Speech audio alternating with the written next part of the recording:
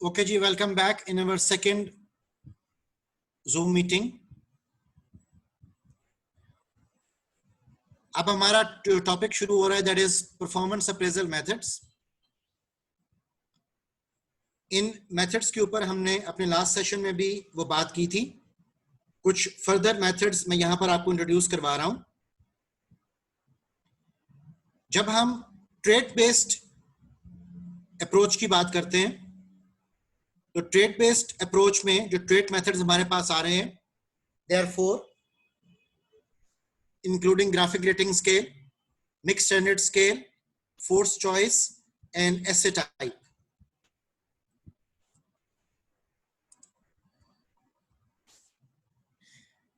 इसमें हमने graphic rating scale पर लास्ट टाइम बात की थी. अब आप एग्जांपल देख लीजिए फोर्स चॉइस मेथड की. फोर्स चॉइस मेथड में it says that it requires the rater to choose from statements designed to distinguish between successful and unsuccessful performance. For example, इसमें हम works hard और works quickly इन दो में comparison बना सकते हैं. shows initiative या is responsive to customers, इसमें कंपैरिजन बन सकता है. produces poor quality या lacks good work habits, इन दो चीजों को हम कंपेयर कर सकते हैं. लेकिन हमारे पास इन दोनों में से एक ही ऑप्शन वो होगी पिक करने के लिए कि आया the person is doing good और the person is not doing good. जब हम नैरेटिव एसे टाइप की बात करते हैं, नैरेटिव फॉर्म्स और एसे मेथड की बात करते हैं, तो उसके बारे में आपका ऑथर कहता है कि final appraisals are frequently in a written narrative form. Supervisors raters rates employees, इसमें हम एक तफसीली जायजा वो लिखते हैं और सुपरवाइजर एम्प्लॉय को रेट करता है in terms of performance factor और skill, give examples of an improvement plan and explains good and bad performance areas. ठीक है, इन चीजों के ऊपर एम्फेसिस किया जाता है और आप एक डिस्क्रिप्टिव स्टाइल में अपनी सारी नरेशन जो है वो वहां पर लिखते हो.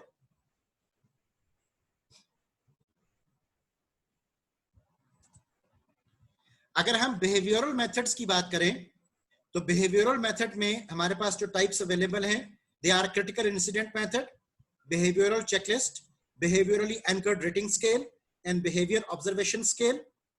इसमें बार्स, बॉस, इन सब के बारे में हम लास्ट लेक्चर में डिस्कस कर चुके हैं.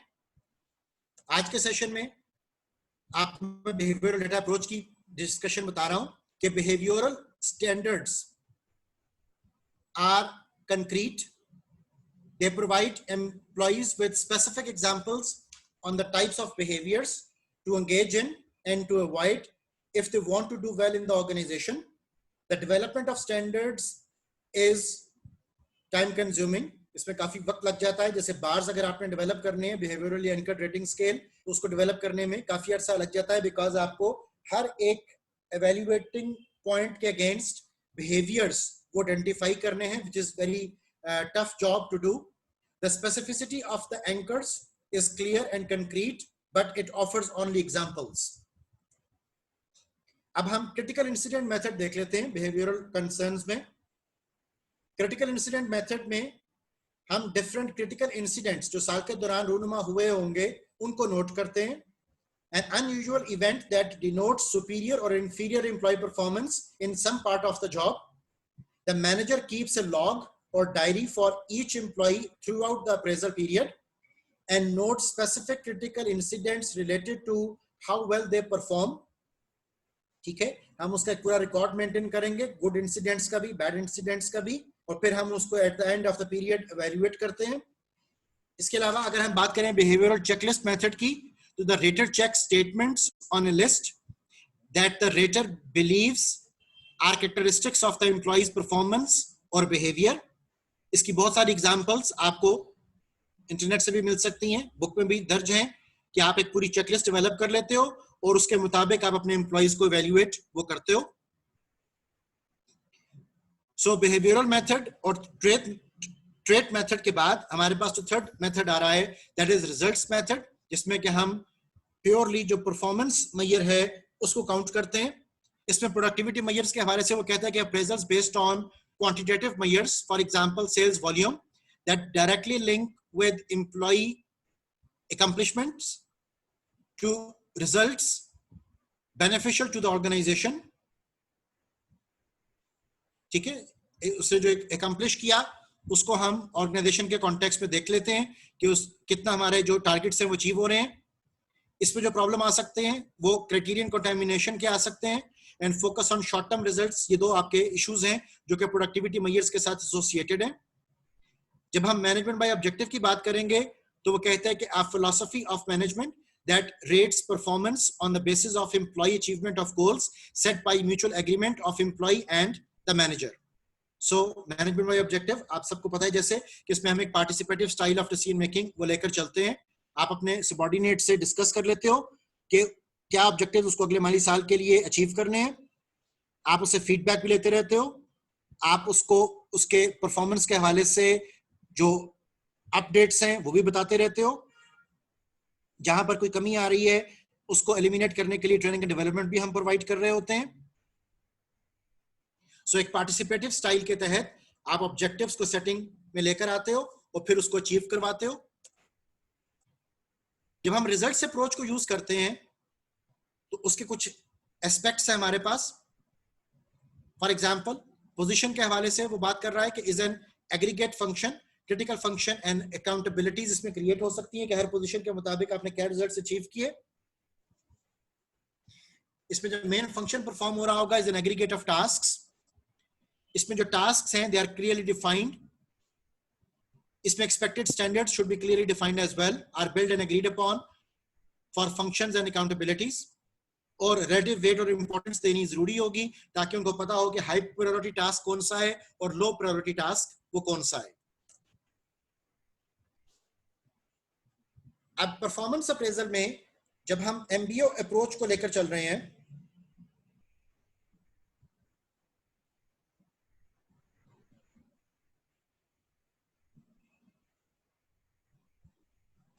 तो उसके कुछ स्टेप्स देख लीजिए. सबसे पहला स्टेप उसमें है ऑर्गेनाइजेशन गोल्स एंड मैट्रिसेस. वो हमें पता होनी चाहिए क्वांटिटेटिवली.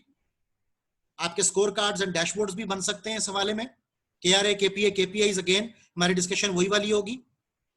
सो जब ऑर्गेनाइजेशन को अपने गोल्स एंड मैट्रिसेस का पता हो, फाइनेंशियल मैट्रिसेस का भी, ऑपरेशनल मैट्रिसेस का भी, तो फिर अगला स्टेप होगा कि डिपार्टमेंट उन मैट्रिसेस को देखकर अपने मैट्रिसेस डेवलप करेंगे, अपने गोल्स एस्टैब्लिश करेंगे और वहां से मैनेजमेंट बाय ऑब्जेक्टिव का प्रोसेस वो शुरू हो जाएगा.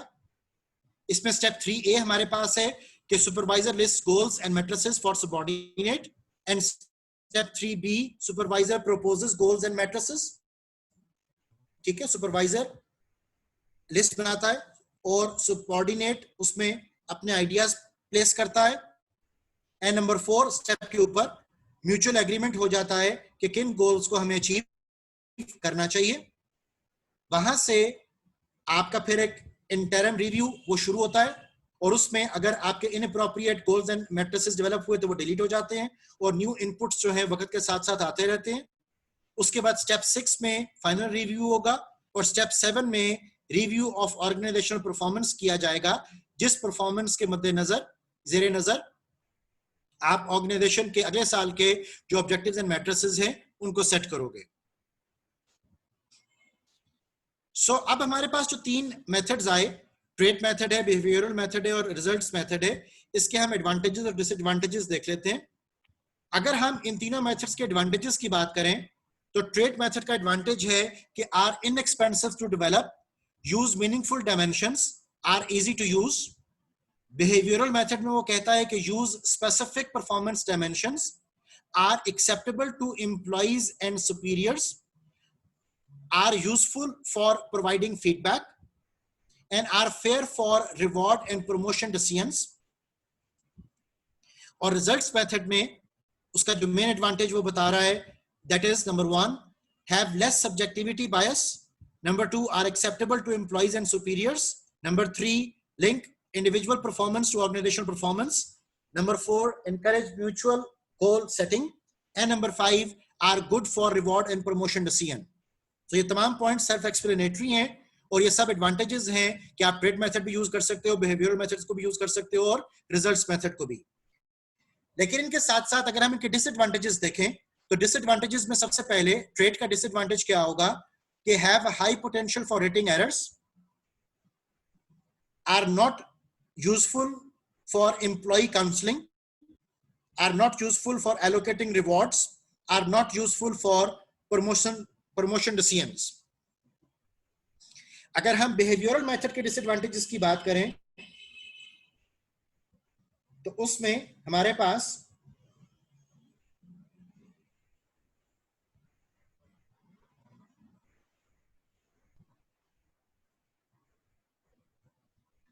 बिहेवियरल मेथड में डिसएडवांटेजेस जो हैं that can be time consuming, number 2 can be costly to develop, and number 3 have some potential for rating error.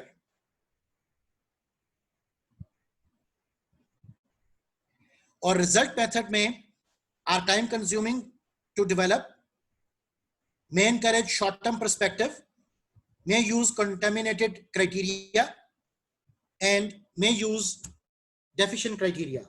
सो ये सब हमारे पास डिसएडवांटेजेस हैं जिसकी वजह से आपका जो रिजल्ट्स मेथड है उसमें सर्टेन कॉम्प्लिकेशंस वो क्रिएट हो सकती हैं। अब हमारे पास इस सारे मामले को आसान बनाने के लिए कुछ कंप्यूटराइज्ड अप्रेजल सिस्टम्स भी अवेलेबल हैं। आप इन वेबसाइट्स को भी विजिट कर सकते हो जिसमें कि performancereview.com, improvenow.com, सक्सेस फैक्टर्स, बहुत सारे हमारे पास फोरम्स प्लेटफॉर्म्स हैं जहां पर हम कंप्यूटराइज्ड सपोर्ट से अपनी परफॉर्मेंस को वैल्यूएट वो करवा सकते हैं। अगर हम इन तमाम मेथड्स का जायजा लें तो इनमें 32% of the time MBO process use किया जा रहा है, 34% of the time SS style को यूज किया जाता है, 24% of the time graphic rating scale use किया जा रहा है, 10% अदर मेथड को यूज किया जाएगा और ना होने के बराबर बिहेवियरल कंसर्न्स जो हैं उनको यूज किया जाता है बिकॉज ऑलरेडी हमने डिस्कस किया कि they are very difficult to develop. The Society for Human Resource Management reports about 89% of surveyed managers use performance appraisal for all their employees.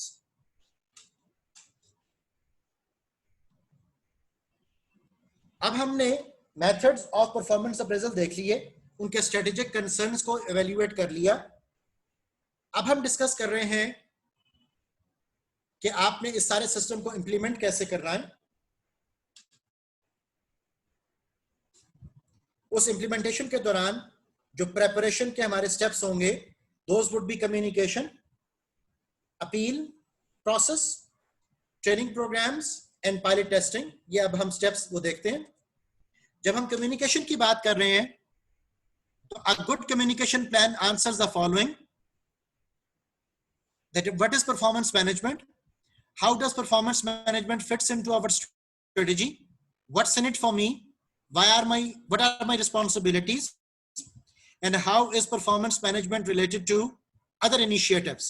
ये सारी चीजें आपकी एम्प्लॉइज के साथ कम्युनिकेट होनी चाहिए, शेयर्ड होनी चाहिए। आप considerations to minimise the effects of communication barriers वो हम देख लेते हैं।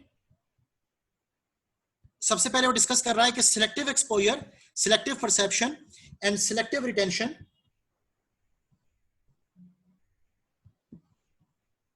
bias are pervasive and could easily render the communication plan ineffective. So इन चीजों को अवॉइड करना चाहिए। Considerations to minimize the effects of communication barriers, इसमें एम्प्लॉइज को इन्वॉल्व करना चाहिए, एम्प्लॉय की नीड्स को अंडरस्टैंड करना चाहिए। स्ट्राइक फर्स्ट, जिसके बारे में वो कहते हैं create a positive attitude for the new performance management system before any negative attitude and rumours are created.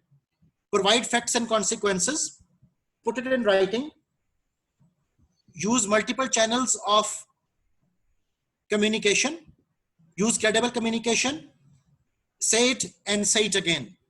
तो ये तमाम वो फैक्टर्स हैं बार बार एम्फसाइज करने से, लोगों से कम्युनिकेट करने से, शेयर करने से, जिससे कि हम कम्युनिकेशन बैरियर्स को ओवरकम वो कर सकते हैं।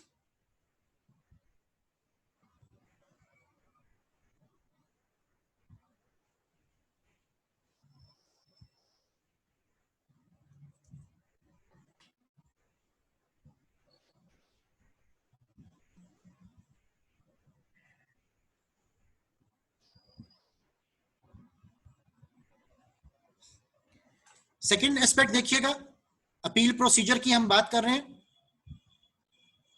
This inclusion of an appeal process is important in gaining employee acceptance for the performance management system. It allows employees to understand that if there is a disagreement regarding rating or any resulting decisions, then such disagreement can be resolved in an amicable and non-retaliatory way. कि अगर employee जो है वो कुछ expectation अपनी different रख रहा है तो उसके पास अपील का हक मौजूद है. It increases perception of the system as fair. लोगों को जस्टिस मिलता है, फेयर इवैल्यूएशन होती है. The employees have the ability to question two types of issues. The first one is judgemental.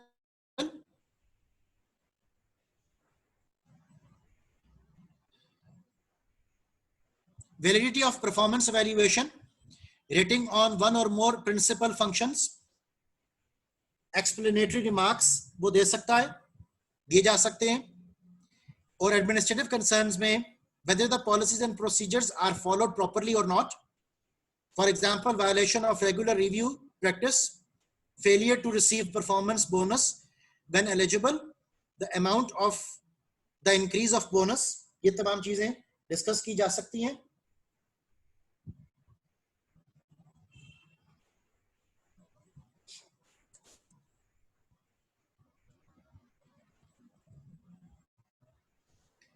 उसके बाद training the rater.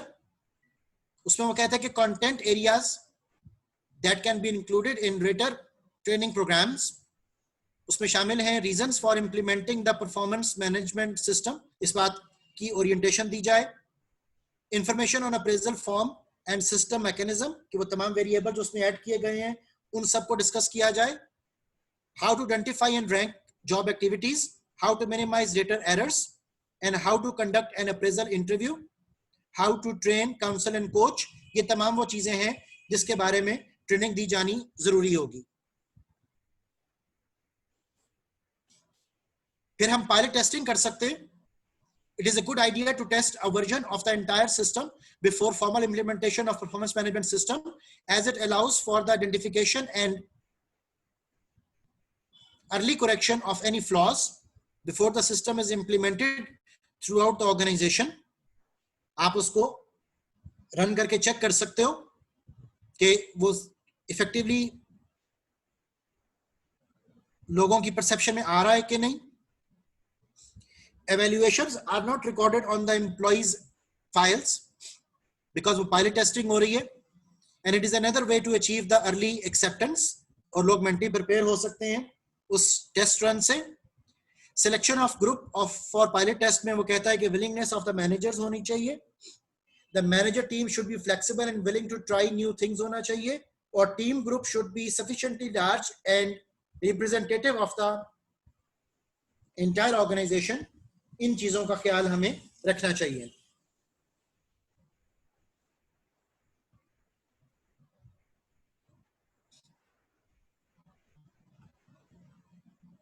Ongoing monitoring and review में देखिएगा वो कहता है कि रेगुलरली रिव्यू द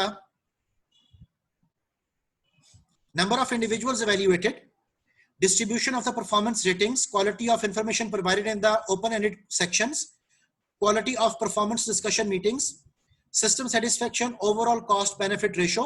ये तमाम वो चीजें हैं जो कि आपको with the passage of time update भी करनी है, अपग्रेड भी करनी है और कैलकुलेट भी करनी है ताकि आपका परफॉर्मेंस मैनेजमेंट सिस्टम अच्छे तरीके से वो चल सके. सो ये सारा जो सिस्टम हम डेवलप कर रहे हैं, आर द रियली इफेक्टिव? उसके बारे में वो कहते हैं कि ट्रेडिशनल अप्रेजल्स में be counter productive. One study showed 32% rated appraisals ineffective and 4% rated them effective.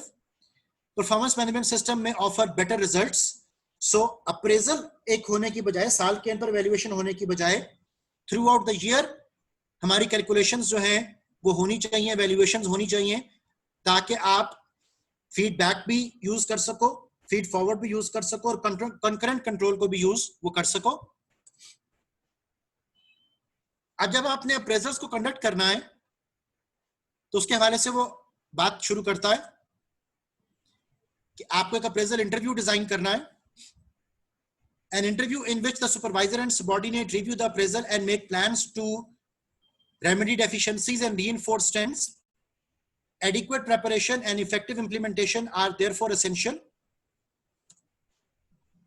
हमारे पास अप्रेजल के ऑब्जेक्टिव्स जो मेन हैं उसमें हमारे पास अप्रेजल टाइप को हम एसोसिएट कर रहे हैं ऑब्जेक्टिव टाइप के साथ।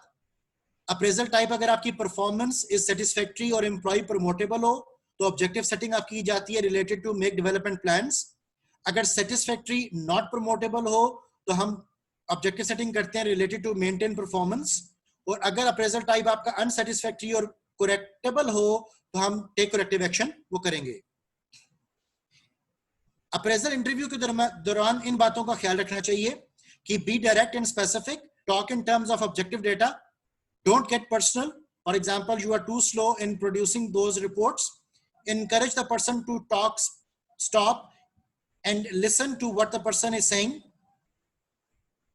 Don't tiptoe around, make sure the person leaves knowing exactly what they are doing right and wrong.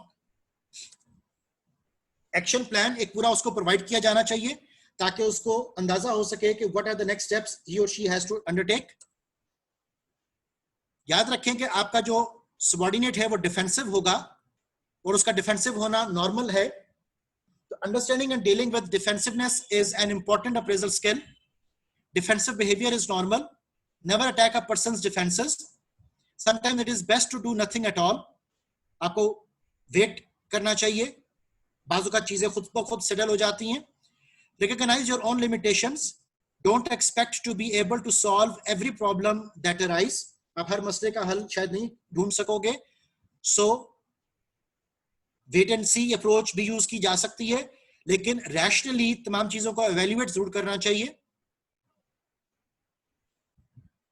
Constructive criticism use करें, एग्जांपल्स प्रोवाइड करें और ईयरली क्रिटिसिज्म करने की बजाय या क्रिटिकल ब्रॉड साइड्स शो करने की बजाय साथ साथ लोगों को बताया जाना चाहिए कि वो कहां पर मिस्टेक कर रहे हैं और आपका जो क्रिटिसिज्म हो वो ऑब्जेक्टिव हो और सरप्राइजेस उसमें नहीं हो। अब आप परफॉर्मेंस को इंश्योर कैसे करोगे? उसके लिए सबसे अच्छा तरीका यह है कि आपके पास इंप्रूवमेंट गोल्स हो, आप अगले के लिए कंफर्ट क्रिएट करो।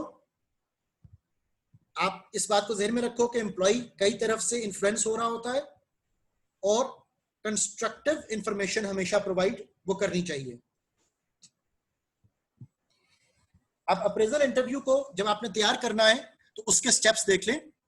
We start from introduction, then discuss the agenda, उसके बाद ओपन डिस्कशन शुरू होती है, फिर एक्शन प्लान सेट किए जाते हैं, फिर समरी डिस्कस की जाती है और उसके बाद फॉलो अप वो आपका होगा। जब आपने अप्रेजल इंटरव्यू कंडक्ट करना है तो assemble necessary documentation, notes and formal documentation, उसमें जॉब डिस्क्रिप्शन, आपके performance standards, previous appraisals, letter of commendation और criticism, samples of work, records of disciplinary action, ये सब चीजें आपके पास मौजूद होनी चाहिए। फिर आप स्केड्यूल करोगे अपनी मीटिंग को। आप फेस टू फेस मीटिंग वो कंडक्ट करें जिसमें इंटरप्शंस ना हो। Allot ample time to allow for meaningful discussion and encourage employee self-assessment as well.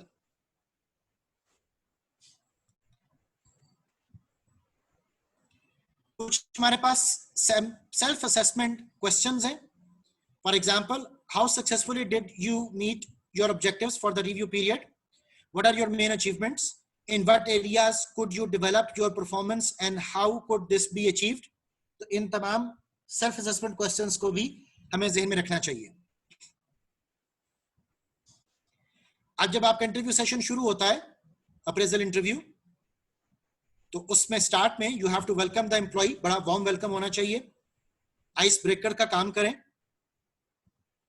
So offer to get employee something to drink, एक कंफर्ट जोन क्रिएट करें, employee की feelings को समझने की कोशिश करें। For example, you can start from that Suleiman, usually employees feel a little nervous about these meetings. How are your feelings right now? So उसको एक बोलने का मौका आप दे रहे हो, अपनी feelings उसके साथ share करो. They always worry that these meetings are going to be difficult.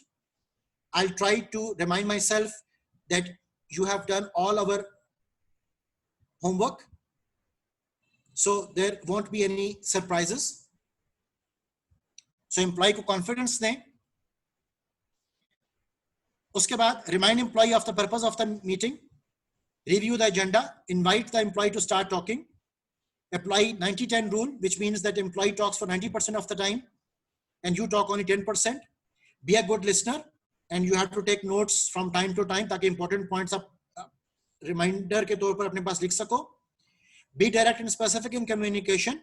Use open questions to encourage discussion and stress positive aspects of employee performance. तो ये तमाम हमारे पास aspects हैं जिसके जरिए आपका appraisal जो है वो कामयाब तरीके से conduct हो सकता है. उसके बाद read non-verbal signals.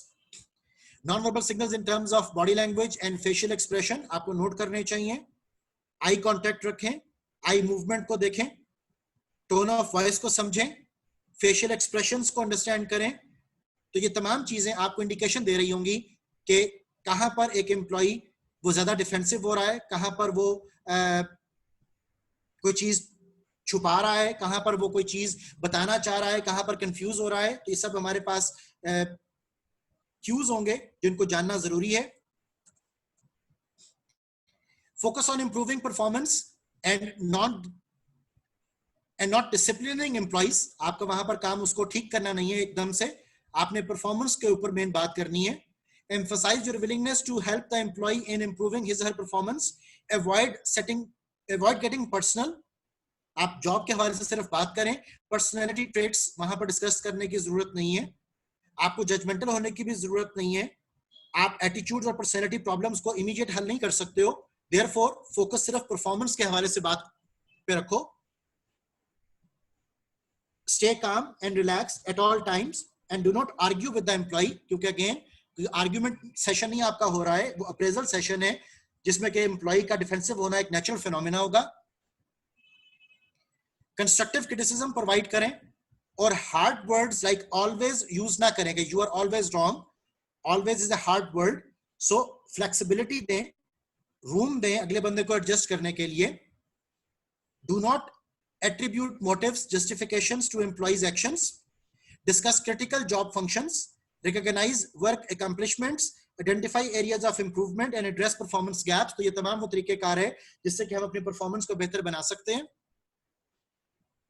इसके बाद आपको कुछ एडवाइजेस कर रहा है कि set up a performance improvement plan that spells out specific actions to be taken. Identify training and development opportunities. Discuss career development plans. Cover all questions. तो ये तमाम वो एस्पेक्ट्स हैं जिनको मद्देनजर रखना अप्रेजल इंटरव्यू के दौरान वो आपके लिए जरूरी होगा. और अपने सेशन को हमेशा एक पॉजिटिव नोट पर, एक एनकरेजिंग नोट के ऊपर अपने सेशन को एंड करें ताकि एक एम्प्लॉय कंफर्ट जोन के अंदर रहे और आइंदा के लिए वो बेहतरी का इरादा भी बना सके. अब जो प्रॉब्लम आपको नजर आई उसकी परफॉर्मेंस में, उनके बारे में आप ट्रेनिंग प्रोवाइड करोगे. So lack of necessary skills or information that is preventing the employee from performing the standard to the standard. उसके लिए हम क्या कर सकते हैं, हम gaps को identify करेंगे knowledge skill and abilities में और फिर उनके मुताबिक फिर हम उनको ट्रेनिंग प्रोवाइड करेंगे. और you have to set the objectives for continuous improvement. फिर आपको उन मोटिवेशनल एस्पेक्ट्स को भी देखना है, एम्प्लॉय के बोर्डम स्ट्रेस लेवल्स को भी देखना है और उन तमाम को दूर करने के लिए मोटिवेशनल जो आपके टेक्निक्स हैं, इसमें इंट्रिंसिक एक्सट्रिंसिक दोनों तरह की मोटिवेशन इन्वॉल्व होगी, इसको आपने बेहतर से बेहतर बनाना है.